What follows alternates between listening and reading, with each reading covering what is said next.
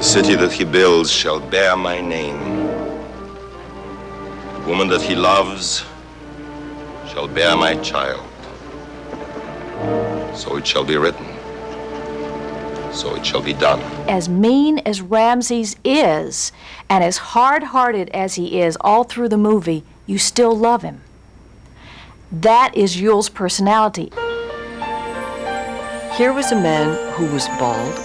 He had the courage and the security to be totally bald and yet be one of the sexiest men that women will today tell you, that is the sexiest man I've ever seen. I don't know if he knew how mysterious he was. All I know is that he was a mesmerizer. He could enchant people. He could dominate people. I'll tell you what I can do. I can kill the first man who so much as whispers a word about giving up. The very first man, so help me, I'll blow his head off. He was the king. You walked into his dressing room and immediately you had the aura that you were in the presence of a great star, a great performer, a great, solid, magnetic personality. It never stopped.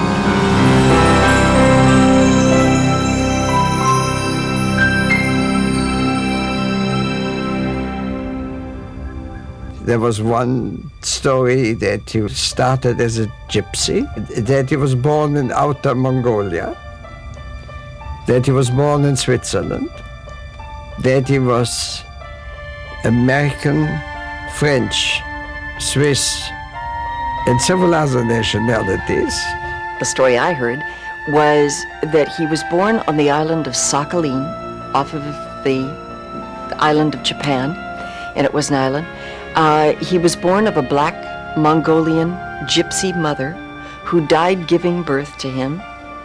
His father was Japanese and Swiss, and he told you cuckoo, wild stories about being a Mongolian prince, a Mongolian this, a Tartar, all kinds of stuff. No one ever knew. He liked keeping some sort of mystery, and I think that each time he gave an interview, he gave a different version of his past and where he was born. He realized early in his career as an actor that interviewers were simply not going to get his complicated childhood story correct. So rather than deal with the errors that they introduced to his story, he employed the full powers of his imagination to create myths about himself. You know, when I think about Yul's past and all the different demons that drove him, I always found it interesting that as close as we were, we talked mostly about the present and mostly about the future.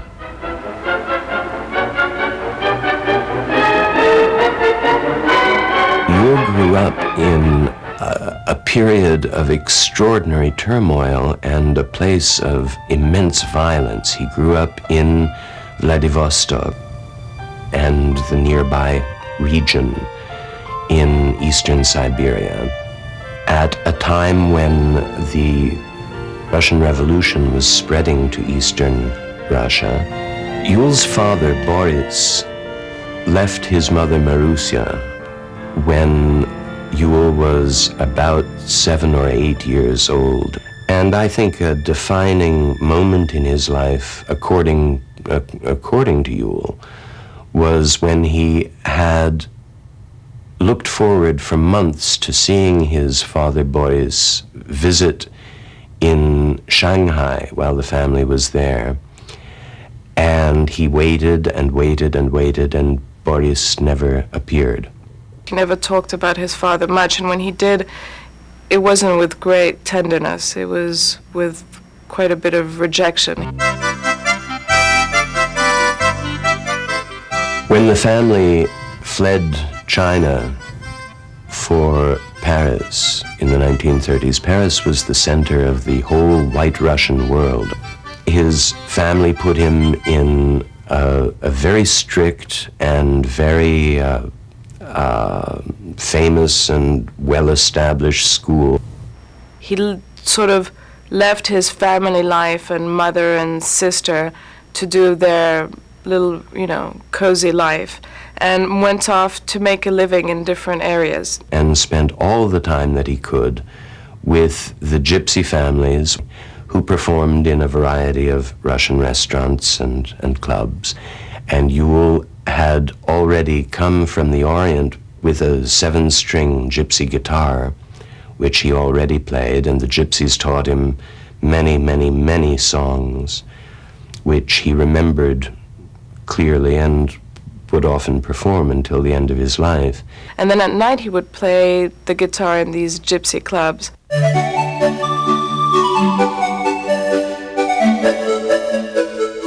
He started being an acrobat at the Cirque d'Hiver.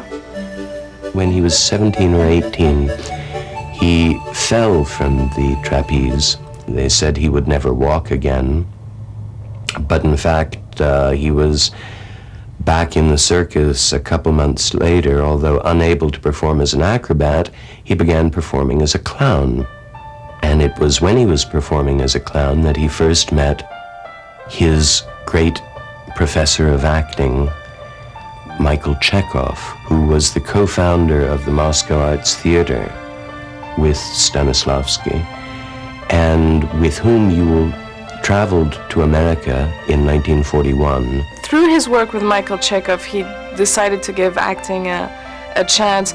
I don't know how much he really decided that he was going to be a star. Still speaking almost no English, very little English, that Yul began performing small roles in the Shakespearean productions, which played only in colleges and very small theaters. And at the same time, Yul would drive the truck that carried the costumes and sets from one town to another. Yul was 21, 22 years old.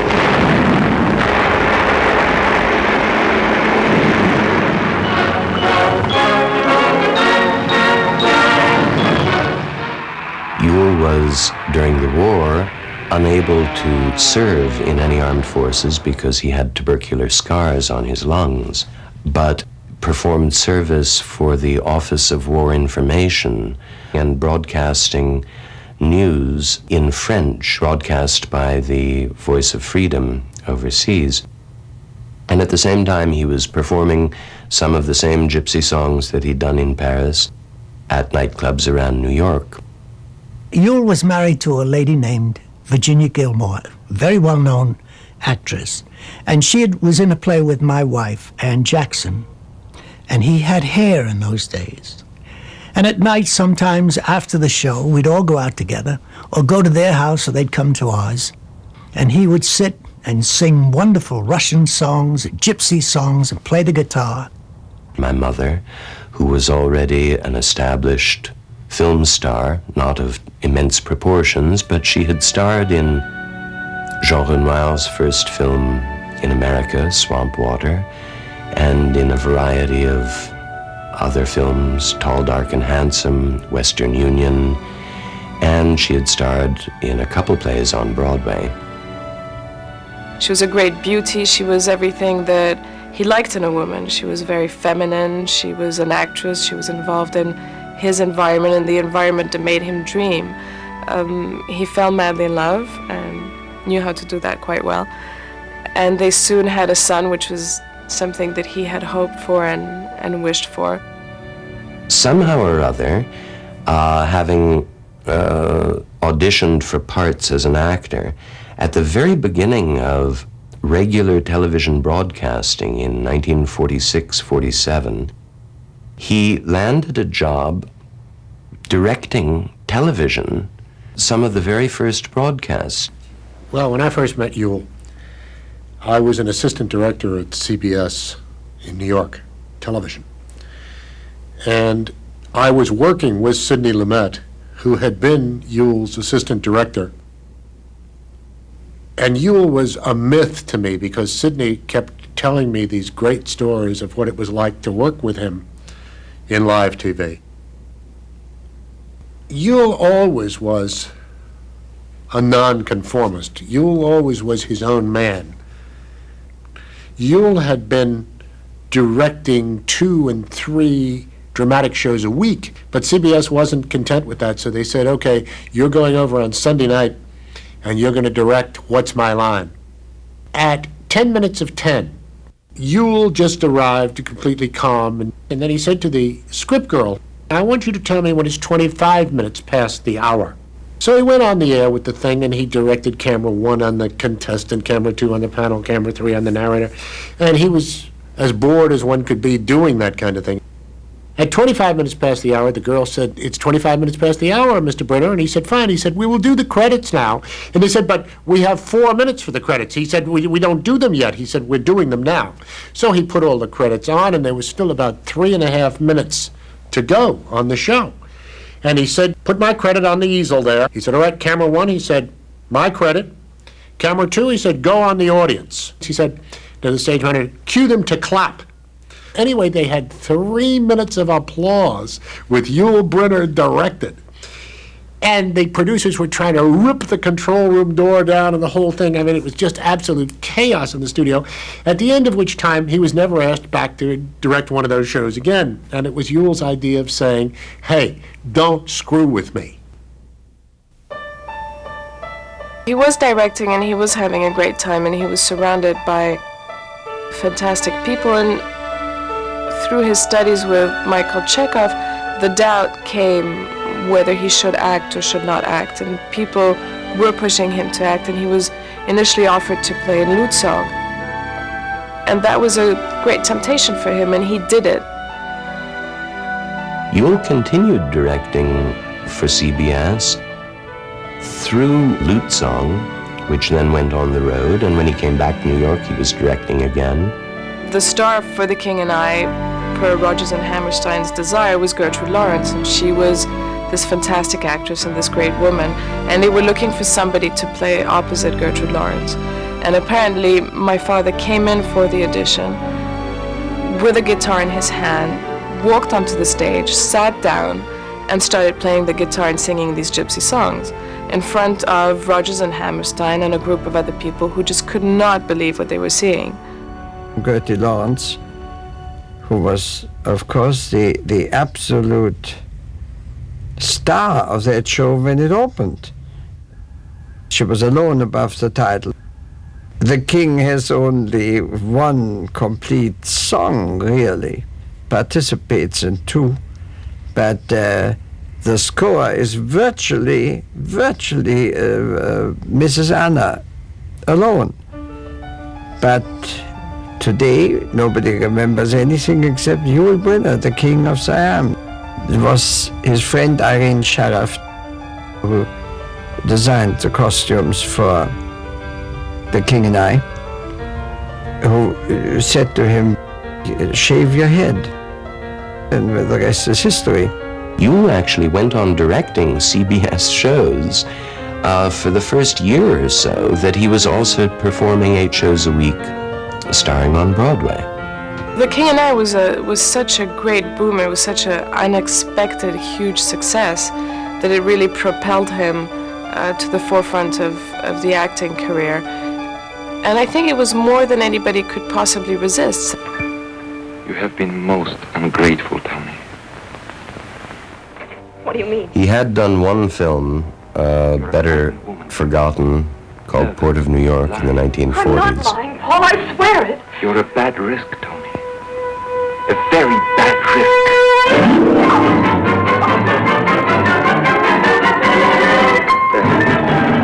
But the first film that he actually starred in was The 10 Commandments. The Ten Commandments had first been made by Cecil B. DeMille in 1923. In 1952, he and Henry Wilcoxon, the man whose autobiography I assisted in writing, decided that they would do a remake of the Ten Commandments for modern audiences, in color, VistaVision, the whole works. And they began a 4-year journey of pre-production. There was a big search on for the man to play Ramses. And they had a very, very particular special problem with the Ramses role, because DeMille wanted it as authentic as possible, and that meant that the leading men would have to shave their heads. The biggest people in contention were William Holden, Michael Wilding, and Michael Rennie. Everybody was sort of biting their lips about what would they look like if they shaved their head, and would the public accept them with shaved heads. In addition to the fact that it was so vital that the men wear eye makeup. All Egyptian men at that time had to wear eye makeup because it was a form of insect repellent, and blindness was a big problem in Egypt. He's agonizing. He looks at people over and over, and he couldn't make a decision on anyone. And he saw Yul Brynner in The King and I. And this man who had taken years to try to make up his mind between two actors, and this man who never made a snap judgment, was backstage after the first act telling Yul he was the only person to play Ramses. DeMille had said to Yul, "Would you like to be in a film that your children and grandchildren will watch with pride 50 years from now?" And indeed, that came true. It will not be the first time that fame has turned a prince against his pharaoh, or that envy has turned a brother against his brother. Envy is for the weak. I don't think there's any other person at that time, and I can't think of anybody now, that could have said those lines, worn those costumes, walked in those platform gold sandals, and had the authority and the bearing, had the streak of meanness that Ramses had, and yet as mean as Ramses is, and as hard-hearted as he is all through the movie, you still love him. That is Yul's personality. It comes through. You love this man no matter what he says and no matter what he does. You were saved from the Nile to be a curse upon me. Your shadow fell between me and my father, between me and my fame, between me and my queen. Not many people loved DeMille. People respected him, people feared him, and something very special happened between them. Yul loved his way of dressing, his way of behaving. DeMille was always impeccable, and I think he drew a lot from DeMille's personality.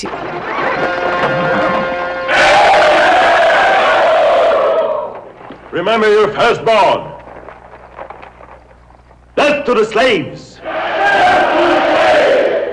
Death to their God.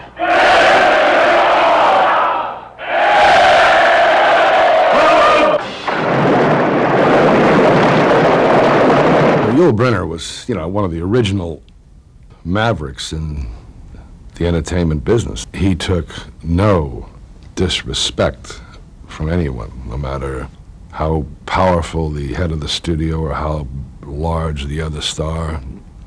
And he had very, very little patience with studio heads, the suits, the executives who had no creative power or real creative interest.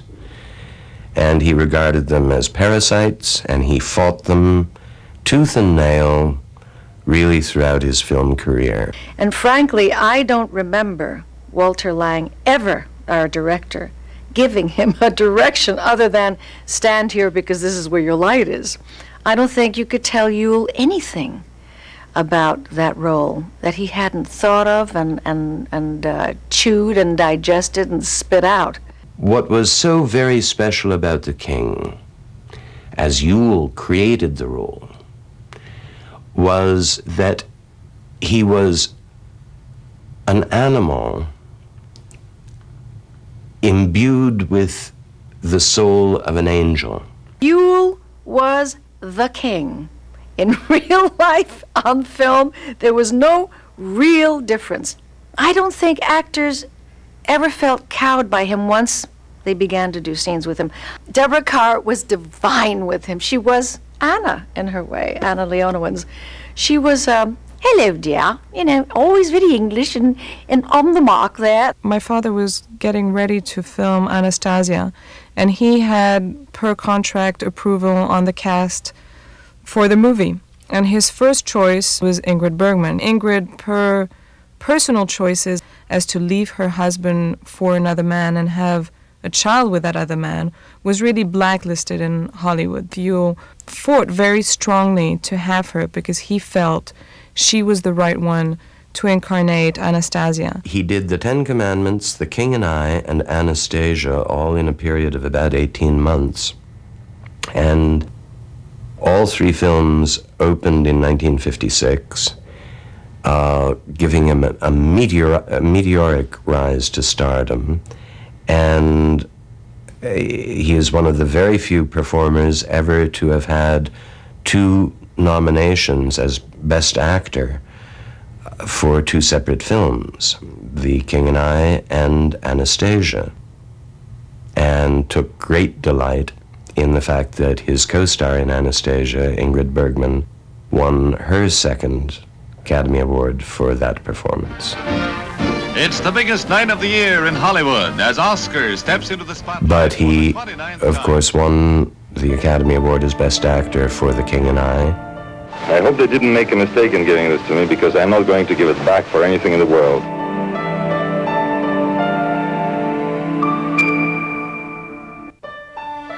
I think that throughout his career, my father was somewhat typecast following The King and I. People offered him roles that showed him as a strong man, as a macho man. You must remember that Yul was dealing in a medium, the movies, where he was unique physically, unique with a slight accent. His physical aspect was very limiting because he was very strong looking, but the fact that he was bald was in some ways a disadvantage. He was not, as he liked to joke, your average clean-cut American kid.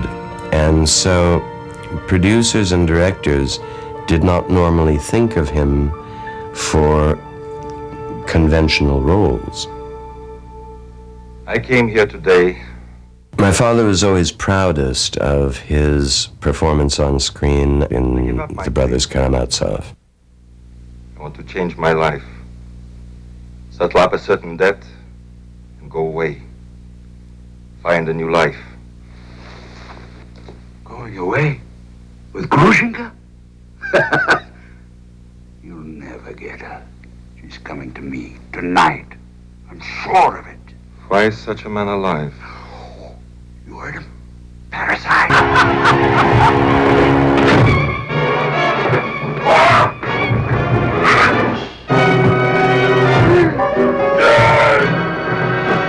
Stop it, madman. You've killed him. No. But next time I will. The most distinguishing characteristic of the man, a willpower that wasn't stopped by pain, by inconvenience, by adversity in the world. I got an extraordinary example of that when I was about 6 years old, when we had indeed gone to Darien to go water skiing for the one afternoon he had off, because he was doing 8 shows a week on Broadway. And his wardrobe man, Don Lawson, threw him the tow rope, and it hit my dad's head and put a big gash in his head. And that was going to ruin our day's water skiing. Instead, he opened the fishing tackle kit that he had, and he found one fish hook and a little fishing line, and he found some gaffer's tape. So in just a moment or two, he, with the fish hook, put one stitch in the gash in his head, slapped a piece of gaffer's tape over it, jumped in the water, and went right on water skiing. Nobody ever bothered, as far as I can discern, to write roles for Yul. Now, in the old days, that used to happen. They'd say, let's do a vehicle for Clark Gable, or let's do a vehicle for Veronica Lake or Lana Turner, whomever. At the time that Yul came into movies, that no longer existed. No one was writing special screenplays for special people. And because of that, Yul's career was very, very limited. Well, casting Yul Brynner in films, always took a certain amount of creativity and trust on the part of the filmmakers involved, because Yul, with his incredibly strong physical appearance and his intellect that just shone in his eyes and his shaved, bald plate, brought Yul Brynner and the king to every part. The truth is that I don't think people would have accepted him in anything other than kingly roles. And in a funny way, he was hoisted by his own petard, too, because I don't know that he could play a scene where he had to be vulnerable, truly vulnerable. Yul didn't try to play away from type. He tried to play his strength. And if you look at his string of movies, the only ones that ever were not watchable were the ones where he put some silly hairpiece on, which he only did twice to my knowledge. There was a movie called Solomon and Sheba, which was an enormously expensive production being filmed in Madrid, and Tyrone Power, who originally had played Solomon, died, and Yul took over the role. But Yul obviously was bald, had to have a hairpiece, so this hairpiece had to match Tyrone Power, and Yul made a lot of fun of that hairpiece. It was a very expensive production, and I can remember that a lot of Hollywood bigwigs from the studios came and supervised everything. I had just met Yul just before, and when Tyrone Power died and Yul was called in to replace him, he wasn't in very good shape because his marriage had collapsed and he was having a few drinks. My father met my mother, Doris, at a party in Versailles. And it was the 50s, and it was really the glamorous time. And my mother was very well connected in that life in Paris. She knew a lot of people. She was unbelievable beauty. And they fell madly in love that same evening. As their relationship evolved and as they got married, I think she brought to him a social life which he wasn't particularly keen on. She was one of Europe's best dressed women. She went to couturiers such as Valentino and Balenciaga, and she brought to him a whole sophistication and taste which he knew about instinctively but didn't really know about materially speaking. And he had this wonderful, this fantastic personality. He was strong, he was gregarious, he was sexy, he was good looking, he was talented, he was reliable. He was marvelous. He was marvelous. He was at the prime of everything I think anybody can have. And had a wonderful 13-year-old son. And there he was, you know, this hunk of a fella with no hair. We got married in 1960 during the Magnificent Seven.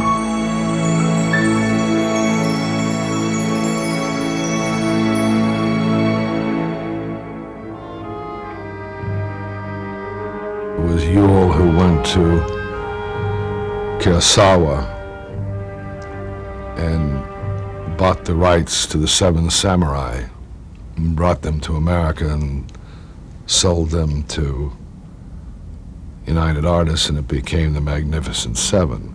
New in town? Yeah. Where you from? Dodge. You? Tombstone. See any action up there? Tombstone?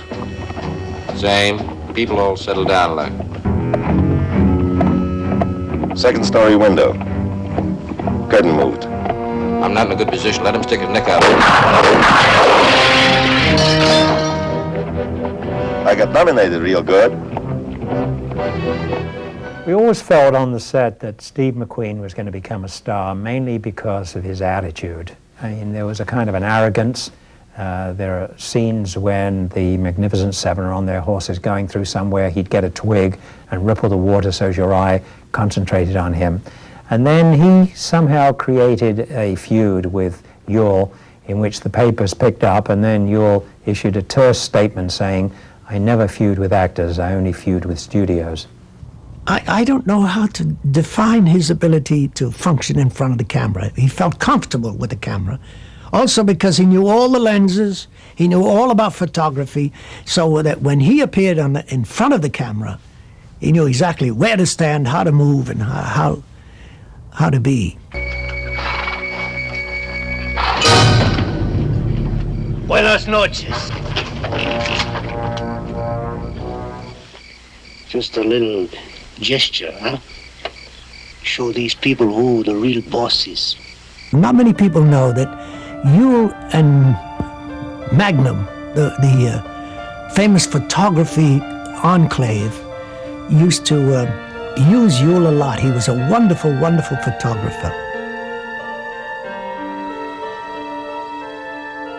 I think Yul enjoyed to be part of both worlds. He certainly was for the underdog, and he enjoyed being an outsider and the gypsy side of his meanderings. But at the same time, he enjoyed all the things that came with the glory of being a big star, which was, going to parties, going to Deauville, play roulette and going very fast cars. When you left America and came to live in Switzerland, saying that it was his country and his father was Swiss, which none of us believed, and he really wanted to be Swiss. Victoria was born in Switzerland. We had a house on the lake with dogs and horses, and it was really a wonderful life, water skiing on the lake. He was totally unsportive person. He hated to walk, to do anything. He loved to water ski, and which he was beautiful at. He was really very, very, very good. And it was phenomenal what he could do physically. He was one of the most beautifully coordinated men I've ever known.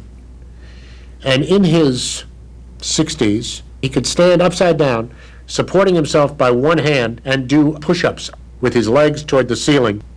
So I began a stamp collection, and Yul avidly participated in this stamp collection. And we began collecting United Nations refugee stamps.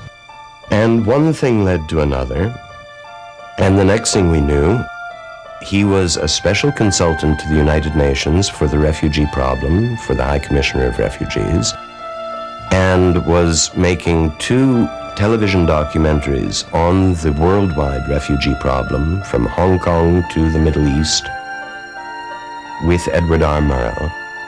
And at the same time doing an extraordinary book of photographs about the problems of refugee children, which he did with the incomparable Magnum photographer Inge Morath. We worked with the CBS, but it was not easy to get entrance to the refugee camps. It certainly wasn't easy to get permits because sometimes Egyptian army was involved, sometimes Jordanian military were involved, and Yul was absolutely fearless. His gypsy background, which he was very proud of, gave him an incredible sense of belonging to wherever he was. I mean, when he was in America, he was an American, and when he was in France, where he lived for years, he was French. And when he was in China and Japan and the Far East, he was Asian. I was really very excited when I was first offered Taras Bulba, especially since Yul Brynner would be starring as Taras Bulba. We all set off to Argentina to start the film. Your name? Taras Bulba, Colonel of the Omansky Cossack. Now, add a motion picture to the wonders of the world. Harold Hecht's Taras Bulba.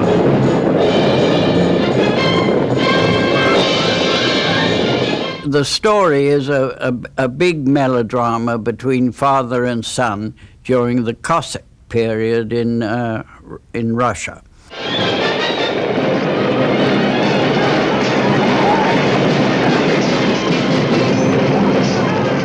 The gauchos were magnificent horsemen, and we had about 500 to 700 in one shot. And it was explained to them that if they fell off their horses, they would get a considerable amount of extra pay. But the people who were to fall were to be selected. Well, then the shot was taken. The obvious happened. Out of 500 or 600 gauchos, about 400 odd fell to the ground. When that evening they tried to get their money, they were told that they didn't obey the instructions, which were that only the selected horsemen would fall. This upset the gauchos extremely, and they said they would strike. They would not come back the next day. Now, the gauchos lived in the fields with their horses, and that night Yul Brynner ordered hundreds of steaks, had them sent out there, and he himself went out, and for 3 hours he gave a concert to the gauchos, playing and singing Russian songs, French songs, English songs. It was like an Argentinian Woodstock. Well, this so impressed the gauchos. They were so happy about this, they all came back the next day. The first cut that we dubbed, Yul was delighted with. He saw it in Paris, and we dubbed him in Paris, and he was really overwhelmed by it. The next time he saw it, I think he wanted to commit suicide. We sometimes take films that we shouldn't take. If there is one good scene in a film, you think that you can put all the other scenes which aren't so good right. Very rarely works.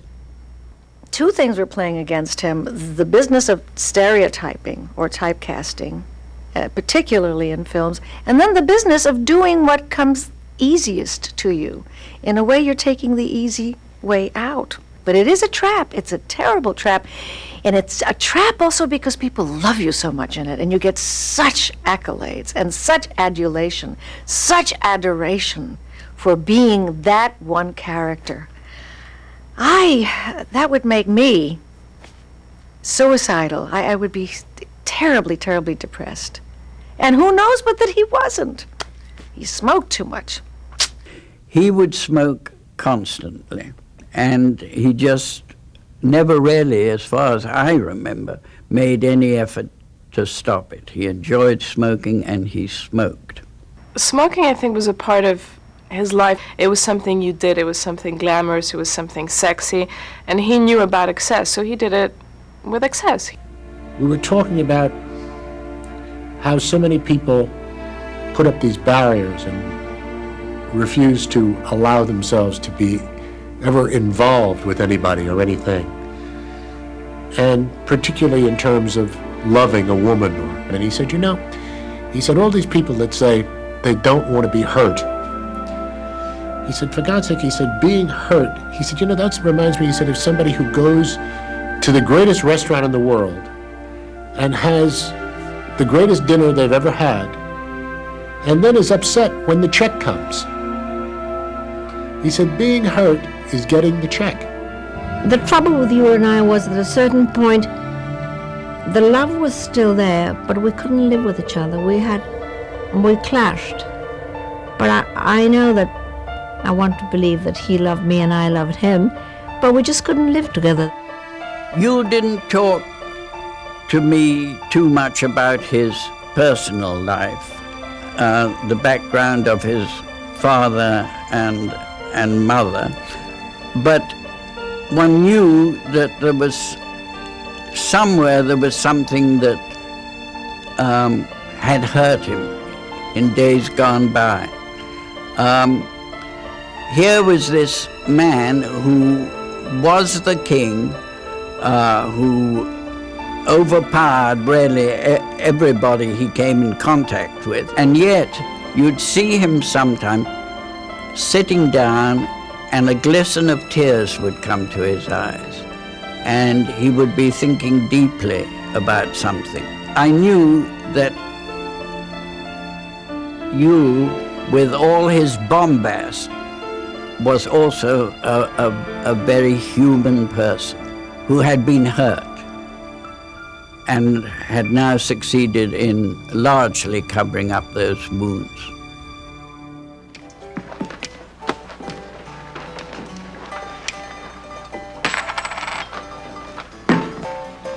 Stop it with your drink. You talk too much.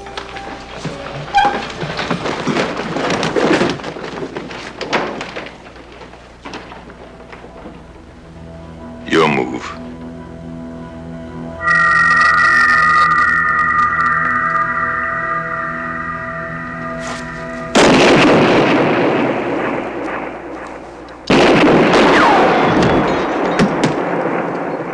But what I find really quite amazing is his capacity of doing his role in Westworld really at the same level as he did his role in The Magnificent Seven.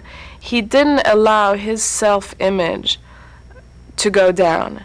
Even if all the signs, the exterior signs were pointing downwards and this was not a good phase in his career, he would not allow that to happen.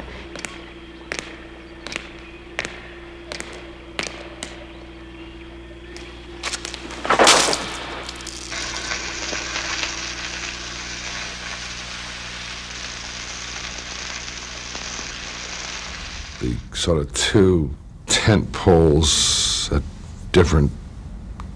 dramatically different points in his career, you know, with The Magnificent Seven and Westworld. Both characters very similar. Both loners, both strong, tough men. One real, one a robot. But the heart in both of them came through in both movies. Even though in this one he's a robot. When they offered him to the role of the King and I and to bring it back to Broadway, I think it was a godsend. He had been waiting for a part, he really wanted to do something, and suddenly there was this material that was completely his, that he had done for years. In the very first rehearsal, so thrilled and excited to play the king again, he let his voice out full blast and damaged his vocal cords. And on the opening night that we had in Indianapolis, I barely knew him, but I was his Mrs. Anna, and he had profound laryngitis. I have never, ever in my life heard anyone with laryngitis where he couldn't even whisper. And so I proposed, having grown up backstage at The King and I and heard over 500 performances personally, that he would do the performance on stage and I would provide his voice from a seat beside the conductor in the orchestra pit with a microphone. And his son Rock went into the pit and read the lines for him, and he came on stage and gestured. And I told him, I said, all you have to do is go out in front of that audience, Mr. Brynner. They want to see you, and you are the king, and you will be the king for them. I went backstage to see him during the intermission, and we embraced, and Yul, still with no voice, whispered to me, "You must play the king older now, Rock. I'm older. You're playing him like the 30-year-old you are now, and I was then. But now it's an older king." He always would say about playing the king when I played it with him in the 70s that he had finally grown into the role, that he was too young when he played it in 1951, and he had to make up for the role. He suddenly didn't have to make up for it anymore. The second time, when we opened on Broadway, it was a resounding success. The critical response was overwhelming. We had standing room only audiences for 2 years at the Uris Theater. Yul then went on to go to London when our show closed, and he was a great success in London at the Palladium. He then came back and he just couldn't give it up. It was the great joy of his life, and he did it until practically the day that he died. And people didn't know when we danced on stage that he actually danced Shall We Dance, did the polka with a limp. And so we both compensated for that limp that he had. He limped very badly off stage, but when he appeared on stage as the King of Siam, the king didn't limp, so he didn't limp. It's very difficult to say where the king ended and where Yul Brynner began, because he truly lived that role. And he loved the role of the king. In fact, this long list of supposedly producers' laments that were his demands that he had to have, that was published, I think, in Variety. One of his demands was that he be always supplied this year's automobile, a limousine, and it had to be the finest car in its line. And I asked him, I said, why did you require that of a producer? And he said, my darling, can you imagine the car that a producer might give me if I didn't make this specific demand? And he said, do you know how disappointed my audience would be, my fans standing in the street as I drive out, if I drove out in an old Ford Heap instead of a lovely big limousine which befitted the King of Siam? It was all a joke to him. I mean, it was all part of a role that he liked to play. He loved the fact that he was a star. He loved the fact that they sent the limousines for him, that he was making all this money, because he had come from a place that there was no money.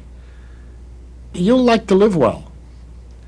But I honestly think that if it all went, he could have lived with that too. Well, Yul Brynner just owned that role, I think, more than any actor that I've known in modern times has ever owned a role. I mean, he worked on his curtain call for The King and I, which is one of the great famous curtain calls of all time. He worked hours and weeks perfecting just exactly what he was supposed to do with that. It's the way he explained it to me. He said, it's a very difficult curtain call. He said, after all, he said, the man is dead. He said, I have to bring him back to life for the audience to do the curtain call. And of course it was the probably most flagrant, just absolute, it was unbelievable, this curtain call. All the children would come out, they would bow. All the other people in the court would come out. The lady Anna would come out and bow. Then they would all turn up stage and wait, and wait, and wait. And then the king would come out, and he would bow, and he would bow. And he'd turn, take the children and bow. All the time building, building, building, until that moment when he suddenly threw his arms up and the audience almost jumped out of their seat. It was very interesting to see him deal with The King and I almost as a corset. It was something that held him together. It helped him face whatever pains he had in his personal life and whatever pains he had physically. He definitely had the back problems, and those were excruciating and very difficult to deal with. He really considered himself this gypsy, and that he came from this mysterious, romantic, dark world of the wandering, nomadic gypsy. And somehow he believed it so strongly that you wanted to believe it too.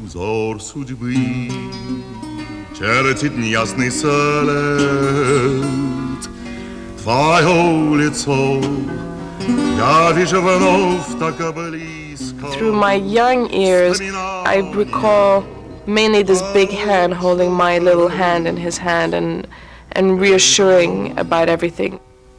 In his coming in and out of my life, it was always magic, it was always mystery. And he had this amazing career, and he could solve everything, and he was bigger than the other men. It was sort of this magical moment whenever he'd show up in my existence.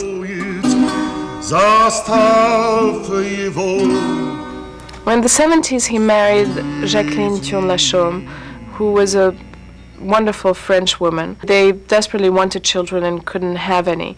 And it was at the time where Vietnam was at its peak and all these Vietnamese children were needing homes desperately. And he just thought it totally natural to take into our family 2 young Vietnamese infants, who are my little sisters, Mia and Melody. And they were a great joy to him. He always had a very strong connection with very young children. And we found ourselves in separations with different wives, and we were always there. And somewhat our point of rally was obviously him and our love to him. My little sisters had to face one divorce. I had to face 2 divorces, the one of my mother, and having barely gotten used to his third wife, Jacqueline, another divorce. My brother saw 3 divorces.